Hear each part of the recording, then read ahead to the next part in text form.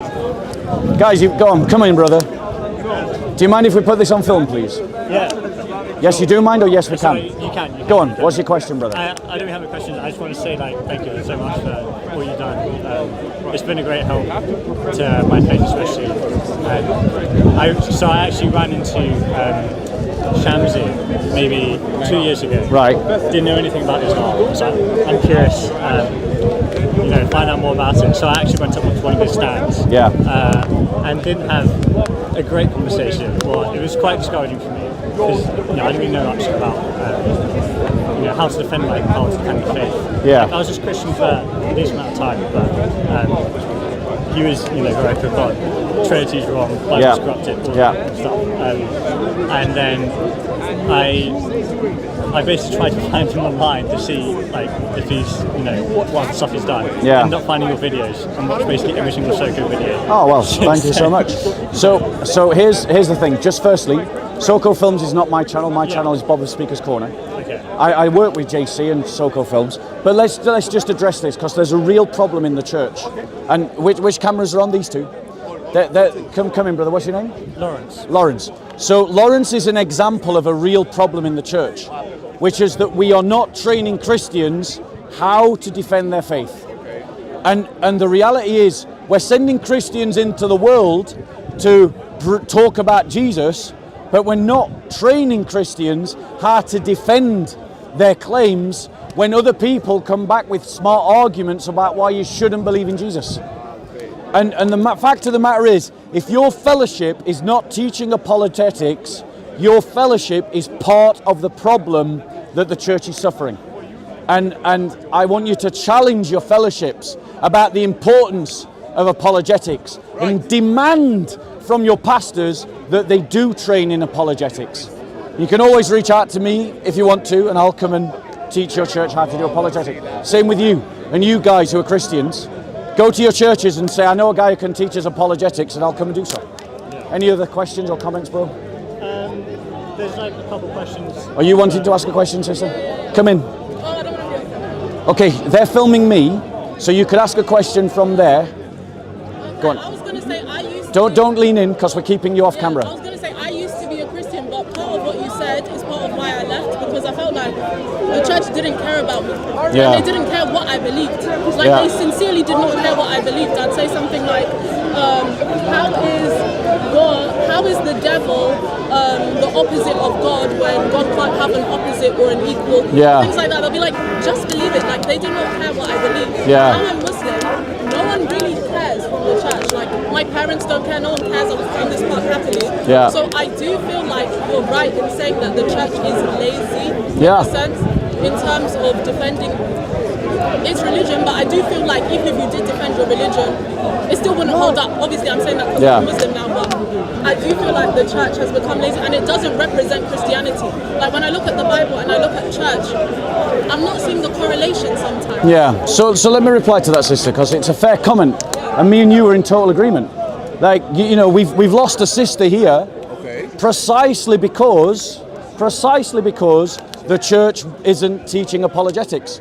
We've lost a sister here precisely because the church doesn't care to defend its borders, to look after those who are on the edges of the faith, or to learn from when it loses someone, to think to itself, we need to shut down these routes. And my invitation to you, sister, is, obviously you made a decision based upon the information you had at hand at the time. And I respect that decision. I don't blame you for entering into something that seemed well defended and leaving something that you thought was not well defended. I have no judgment of you at all.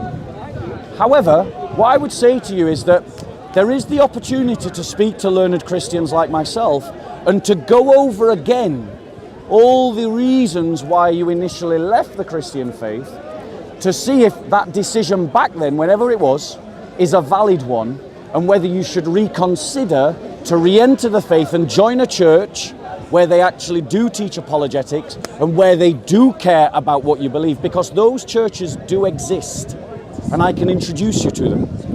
So my invitation to you, sister, is, Like, I'm not trying to force you to become a Christian, or I respect the decision that you made, and I understand your reasons for making it. But where there is opportunity to learn, it can't hurt you to learn. Yeah. You know, My go on. stepdad, he has a degree in theology. Yeah. He's a Christian and he's a Catholic, so I generally talk to him. But when I talk to him, again, sometimes I can't tell the difference. Is Christianity really, quote unquote, this false, or do people not care to defend their religion? That this is the bad answer I've been given. Yeah, and All I get is lazy answers. And my point to you is, sister, right? If you and me were to sit down and to go over your questions, I assure you, you would not be getting lazy answers from me.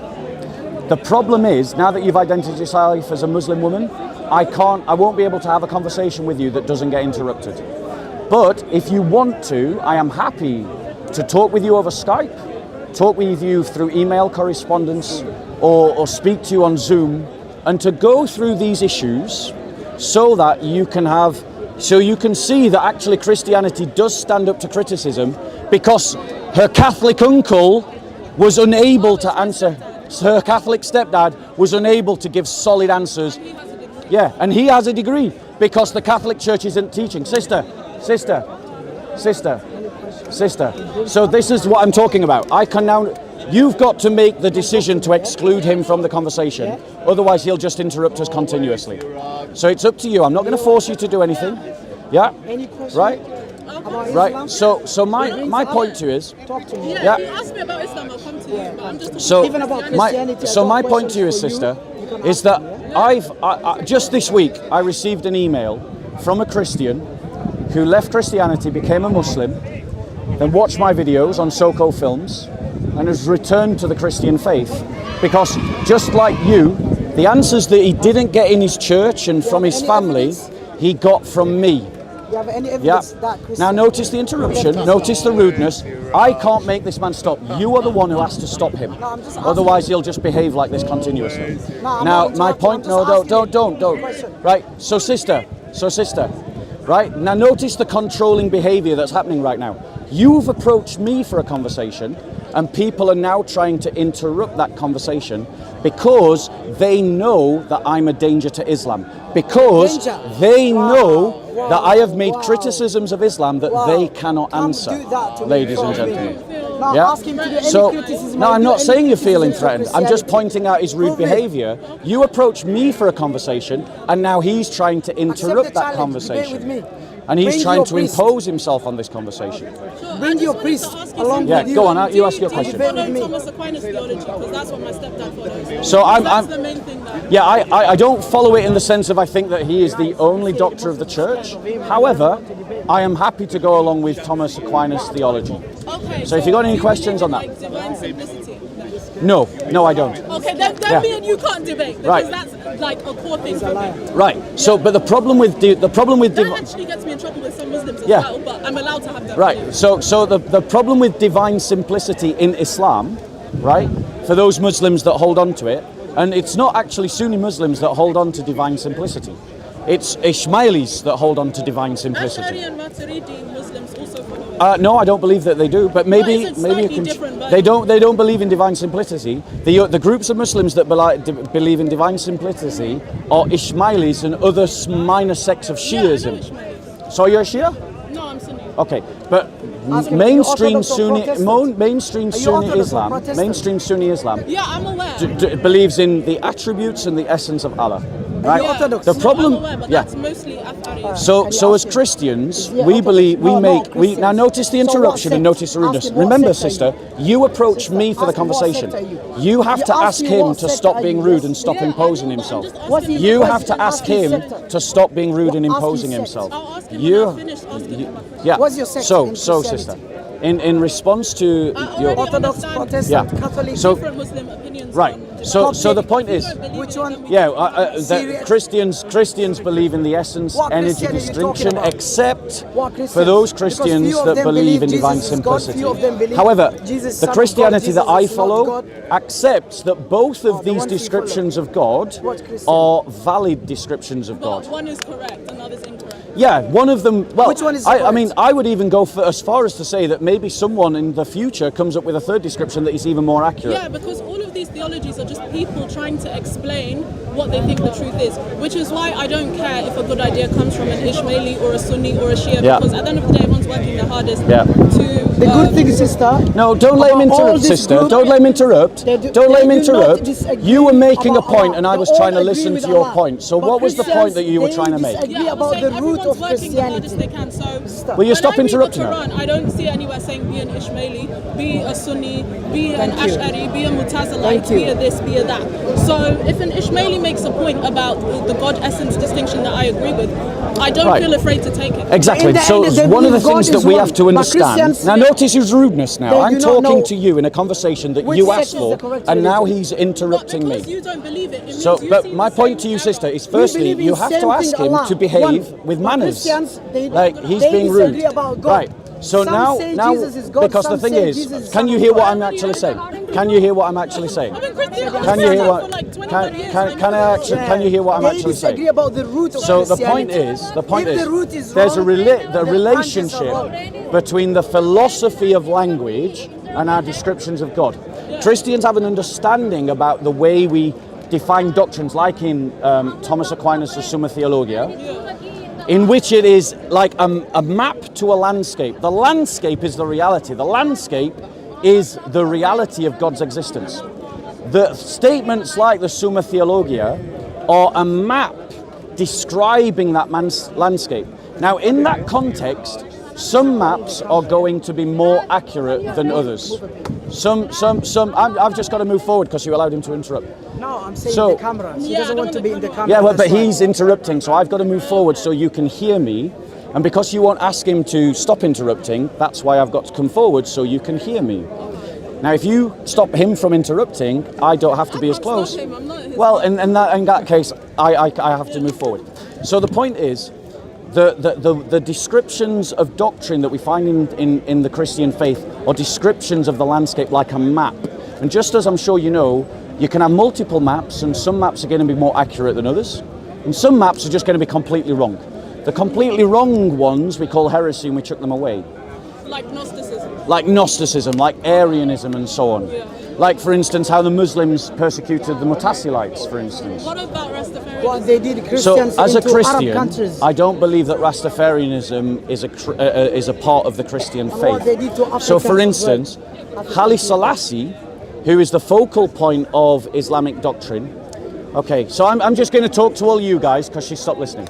So Haile Selassie is the focal point of Rastafarian religion, and Haile Selassie was an Orthodox Christian who would have rejected Rastafarianism. Rastafarianism emerges out of the pain of the black community in the Caribbean, because due to slavery they were stripped of their identity and they were creating an identity through things like Rastafarianism. Okay, fair enough. So the fact that you don't believe in divine simplicity, is it because you see an issue with Christianity and divine simplicity?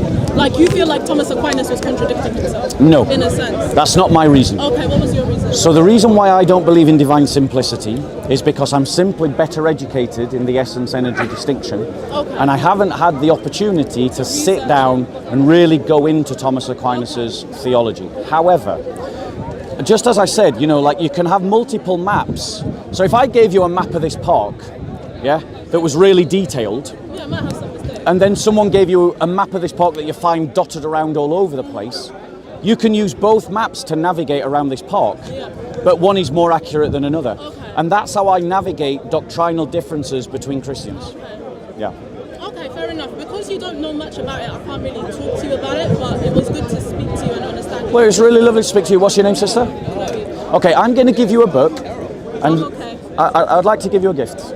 No, thanks. Okay, if you would ever like to come and talk to me again, feel free to get in touch with me. Yeah, brilliant. God bless you. Take care.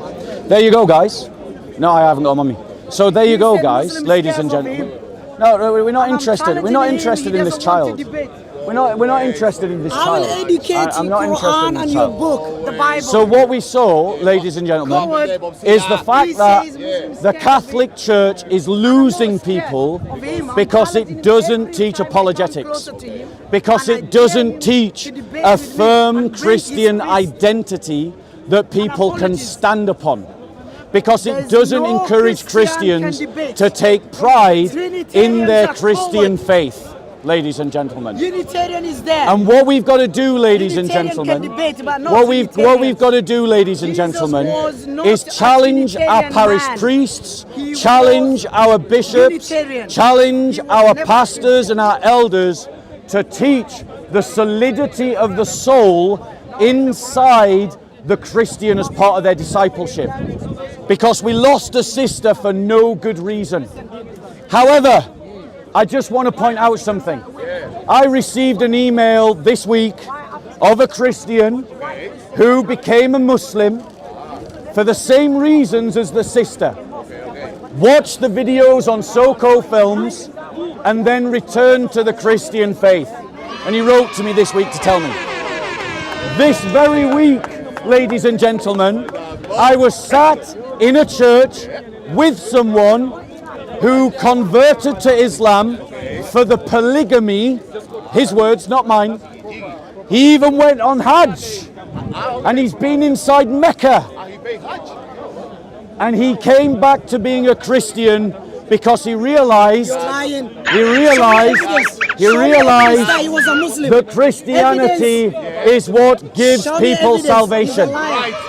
Show me evidence. And notice how this pathetic I troll dare you, show is me triggered by the You fact show me evidence. of my experience, Show me ladies evidence. and Show gentlemen. me evidence. Notice how he's Show triggered. me evidence. Notice how he's Guy, triggered. He was a Christian. He left Christianity. There we go, ladies and Now gentlemen. he came back to Christianity. I'm going to ignore the troll. I want to encourage all of you to ignore the troll. If there's anyone that would like to ask a question or have a conversation, let me know. I'm figuring you're standing there. Right. So, brother, I do want to have a conversation with you, but I promise this, brother. Now, notice. Do you want to listen? I'm talking to you. Look at his behaviour. Look at his behaviour. So let's stand close, because then he can't. So, I'm going to have a debate with you. I will have a debate with you today if you stay. But I promised the Unitarian brother a debate earlier, so I need to give him a debate first. Before the debate and everything. How have you been? I'm well, thank you. How are you? I'm alright, very good. It's good to see you again. Likewise. Glad you're doing well. Let me debate this, brother. It might take an hour, a bit longer. Get yourself a coffee. I might watch it. Okay, and then we can have a debate ourselves. All right? Okay. I promise you a debate. I'm delivering. Let's go over here. Ignore the trolls, guys. Ignore the trolls.